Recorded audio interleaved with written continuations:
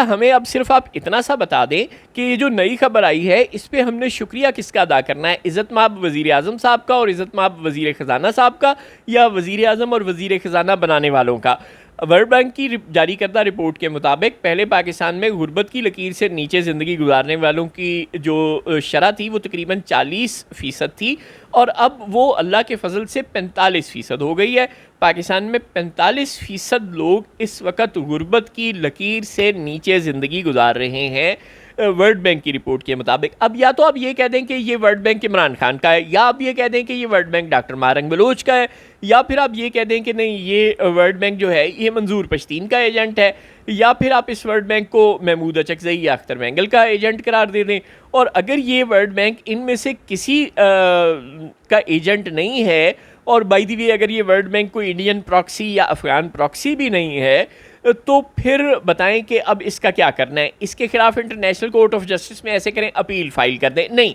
वहाँ तो मामला ठीक नहीं रहेगा। एक आइडिया बड़ा ज़बरदस्त है, ऐसे करें कि वर्ल्ड बैंक के खिलाफ आप जस्टिस अमीनुद्दीन के आइनी बेंच में अपील लगवा दें। वहाँ से यकीनन ये रिपोर्ट जिन्होंने लिखी है उन सबको उम्र कैद की सज़ा तो कम से कम हो ही जाएगी। ये आइडिया बहुत ज़बरदस्त है। आप ऐसे करें कि वर्ल्ड बैंक को जस्टिस अमीनुद्दीन के आइनी बेंच में ले जाएं, यही एक बेहतरीन हल है। उसके अलावा तो कुछ नहीं हो सकता, क्योंकि आप तो हमें सुबह दोपहर शाम बता रहे हैं कि अब तो आपने पाकिस्तान की इकॉनमी को इतना अच्छा कर दिया है कि बस हम कल या परसों ज़्यादा से ज़्यादा चांद पर पहुंच जाएंगे, इससे ज़्यादा देर नहीं लगेगी। अब हमने बहुत अमीर अपने मुल्क को कर लिया है, हमने हर चीज़ ठीक कर ली है। ओ भाई, आपके फिगर्स बहुत अच्छे हो गए होंगे, लेकिन अगर आपके नाम नहाद फिगर्स का कोई ट्रिकल डाउन इफ़ेक्ट होता ही नहीं, अगर पाकिस्तान में फिगर्स इकॉनमी के अच्छे होते हैं और इस तरह अच्छे होते हैं कि उसका ट्रिकल डाउन इफ़ेक्ट सिर्फ उन 12% लोगों तक पहुंचता है जिनके मुतालिक वर्ल्ड बैंक बता रहा है कि पाकिस्तान में सही मानों में तो जो लोग गुर्बत की लकीर से ऊपर हैं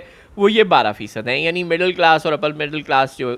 वो सिर्फ 12% हैं। तो अगर उन 12% के अलावा पूरे 88% तक आपकी जो मईशत है उसका ट्रिकल डाउन इफ़ेक्ट नहीं आता उसकी बेहतरी का, तो फिर अब हम आपकी अजमत को क्या सलाम पेश करें। फिर हम फील्ड मार्शल साहब से दरख्वास्त है कि कोई इससे अगला अगर ओहदा है तो आप वो अपने लिए ले लें,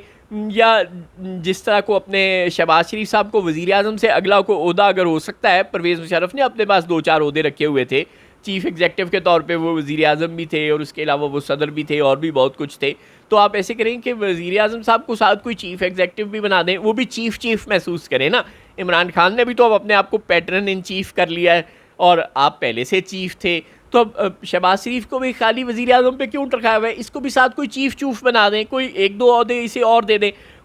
ताकि हमें पता चले कि असल में हमारा जो मेहरबान है वो है कौन। हम अगर शहबाज शरीफ का शुक्रिया अदा करते हैं तो वो कहते हैं कि नहीं नहीं, all credit goes to field marshal, मैं तो कुछ भी नहीं हूँ, मेरी तो औकात ही कोई नहीं, ये जो कुछ भी पाकिस्तान में खुशी खुशी का मौसम चल रहा है, रावी चैन ही चैन दिख रहा है, all credit goes to field marshal. Field marshal का शुक्रिया अदा करते हैं। कोयटा में वो गए थे जिरगे से खिताब करने, वहाँ कुछ लोगों ने खड़े होकर उनका शुक्रिया अदा करने की कोशिश की। शुक्रिया मतलब आप समझ तो गए होंगे, उन्होंने फ़ौरन कह दिया मेरा कोई ताल्लुक़ नहीं किसी बात से, वज़ीर आज़म इज़ दी बॉस, आपने जो बात करनी है, जो शुक्रिया अदा करना है या जो शिकवा गिला करना है इनसे करें। तो अब आप लोग आपस में एक दूसरे पर रिस्पॉन्सिबिलिटी फ़िक्स करते रहेंगे या हमें कुछ इस मखमसे से निकालेंगे? आपकी बड़ी मेहरबानी, हमें बस ये बता दें कि ये जो 5% मज़ीद लोग गुर्बत की लकीर से नीचे चले गए हैं, इस पर हमने किसका शुक्रिया अदा करना है।